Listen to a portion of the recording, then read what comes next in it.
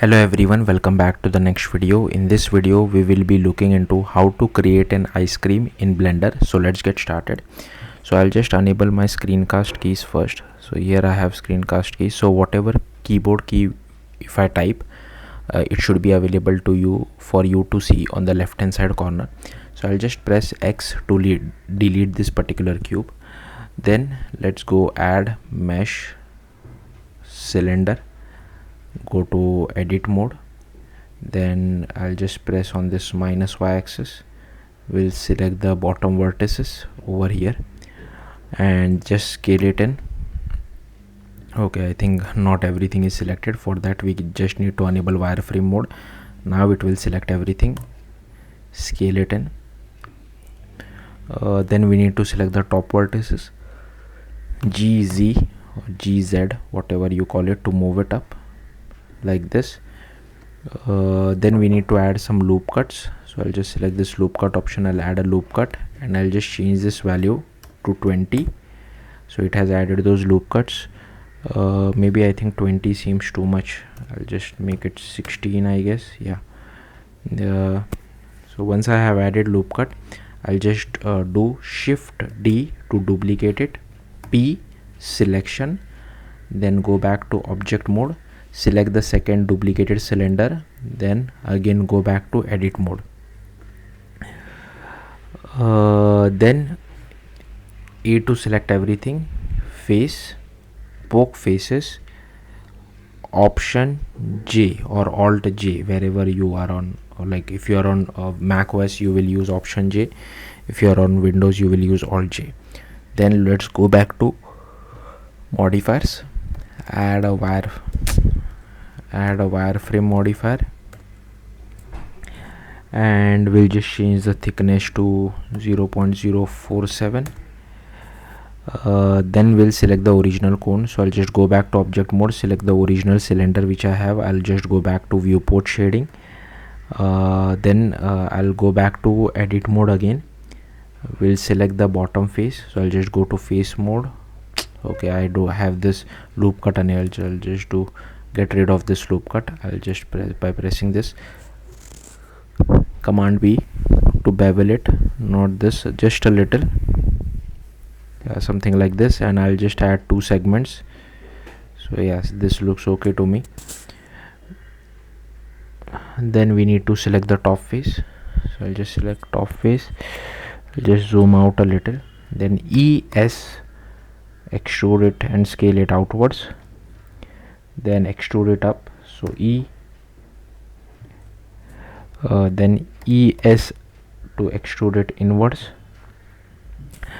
then E to extrude again, S to scale, something like this. Then we need to add a loop cut at the center and scale it outwards. Press S, just press it like this, then just do Command B to bevel it. So Command B or Control B, then select the top edge of the middle part. So again I'll just get rid of my loop cut by pressing this. I'll just zoom in a little. I'll select this particular top edge, then GG to move it down. Okay, I'll do Command B or Control B to bevel it. Okay, then again I'll just select the bottom edge as well. I'll do GG to move it up and Command B to bevel it again. Okay, then we need to smooth the middle part out. So what I'll do is I'll just go to wireframe mode again, and I'll just select the middle part, just minimize this. Okay, you just have to be approximate. I'll go back to viewport shading, and here you can see it has not selected some of my part, so I'll just select it by hand. Okay, I'll just go back to viewport shading again. It has selected too much, so I'll just select this particular part. Okay, let's go back to viewport shading. Let's see now. Okay, so I'll just select this particular part by hand. it does get a bit difficult. If you okay, I need to go to face mode as well. Okay, that's why it was not getting selected. I'll go back over here. Okay, I'll just now try selecting this. Now it should be much more accurate. Go back to viewport shading, and now I can select this manually. Select this and this. Okay, we don't want this particular part, so I'll just remove this by pressing on it again. Sorry. Okay, so yeah, this looks okay to me. Then we just need to smooth that middle part out. So I'll just select this smooth tool and just move it a little bit. So it's up to you how you want to give it a shape. So I'll just give a shape like this. Then for the top part, we have this top part, right? So what I'll do again, I'll select this. I'll just select we need to select this particular part. Okay, this is not again getting selected for me. So what I can do is I'll just go back to wireframe, and I can just select this particular part, this one.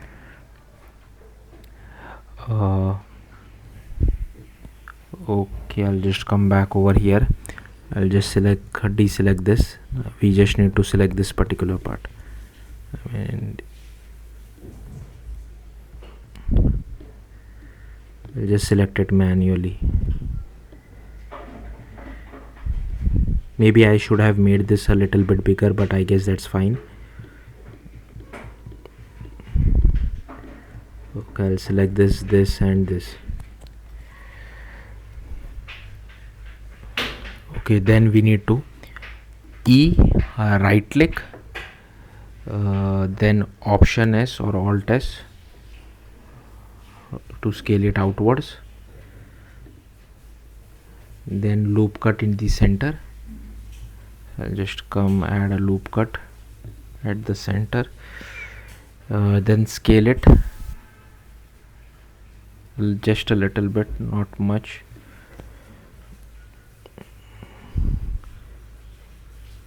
Then we need to extrude the top face down. So I'll just go back to face mode. I'll select this, I'll extrude it top face down, then scale it inwards. Then again I'll just extrude again. I'll scale it inwards, then add a subdivision surface. Make this as 2. Then we just need to go to object mode, right click, shade smooth, then apply the subdivision surface as well. Then increase so just go back to the second cylinder, increase the thickness of the wireframe a little bit. Okay, and let's just apply that as well. Then we'll just select this cylinder as well as the original cylinder, and Command J or Control J to join it together. Then we'll just add a remesh modifier. Okay, I'll just go to voxel and make it 0.01. Again, then right click, smooth shade. Then let's add a UV sphere. So add mesh UV sphere.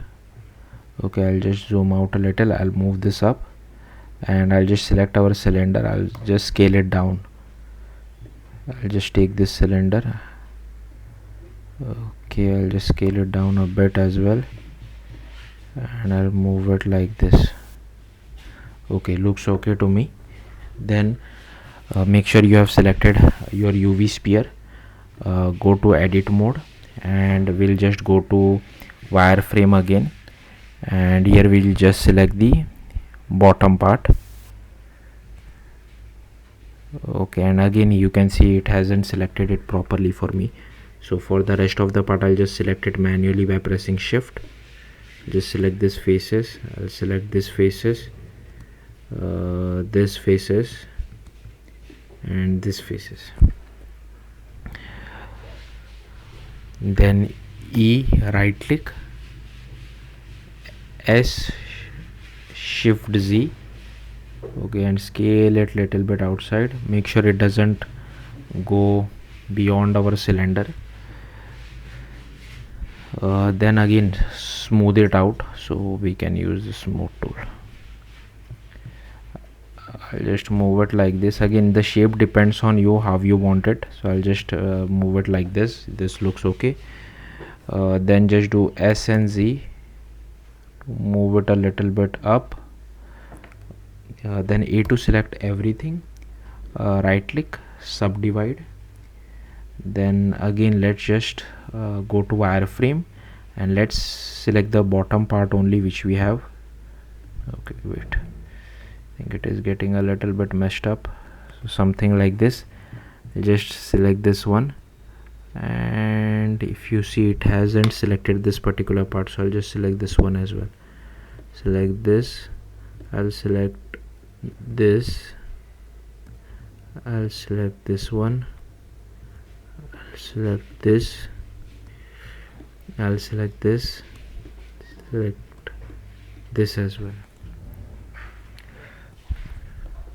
Okay, then just go to data, add a vertex group. Okay, right click, shade smooth. Then add a subdivision surface. Make this as 2. Then add a displace modifier as well. Okay, then let's go to texture, new, select clouds.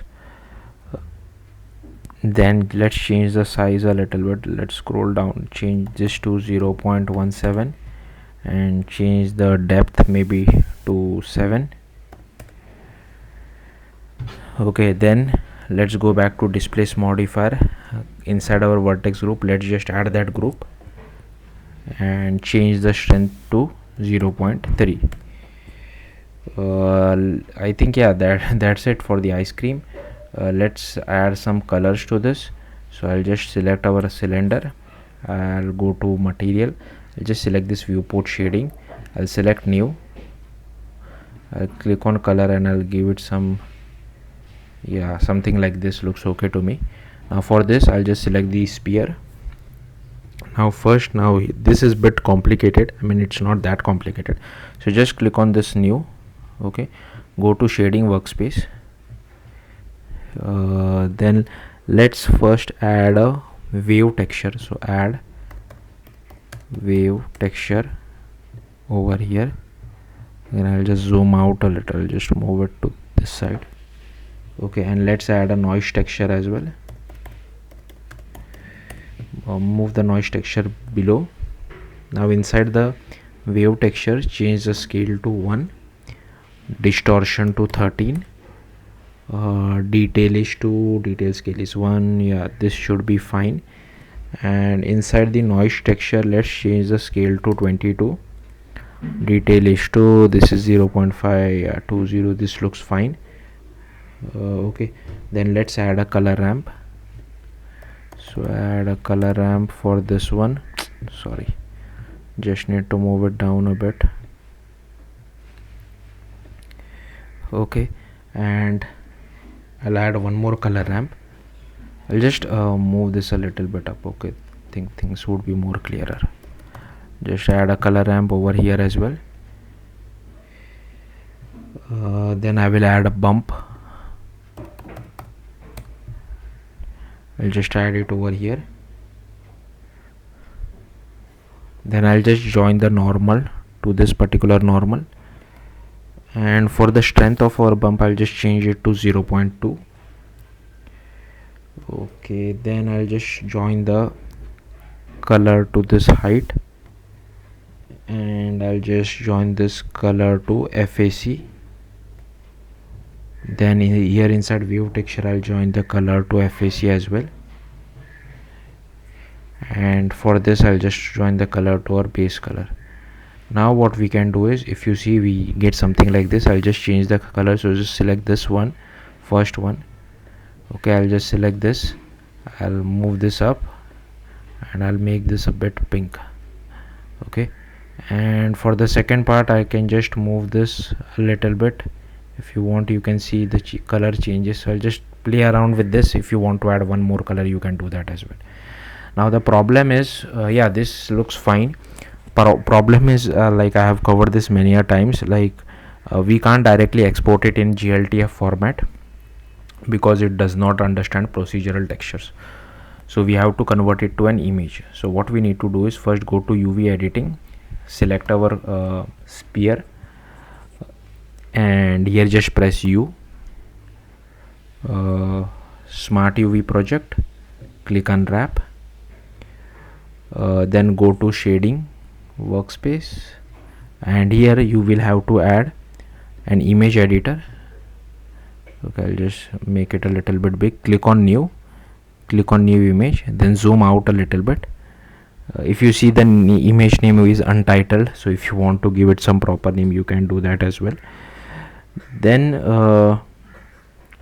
here we'll just add an image texture over here, and I'll just select the untitled image which we had over here. Now we just need to go to render properties, select cycles, scroll down, select bake type is diffuse, and I'll just uncheck direct indirect. I'll click on bake. Now the baking does take a bit of time, so let's just be patient. So once the baking is done, we'll just join this color of our image texture to this principal BHDF. So in the meantime, I can just move it a little bit to the side. Okay, so here you can see it has baked it, so we are seeing this inside our image texture. So I can just directly drag and drop it to the base color. So yeah, it's done. If you want to remove this as well, you can remove it because that is also baked it inside the color texture in the image texture, I believe. Then we can just go to file, export, GLTF. I'll just save it on my desktop, data, mesh, click on this apply modifiers and export as GLTF. Then let's go to our GLTF viewer. I'll just go to our desktop, and here is our file. I'll just drag and drop, and here you can see our ice cream has been created. So hopefully you got the point. That's it. Thank you for watching. Bye.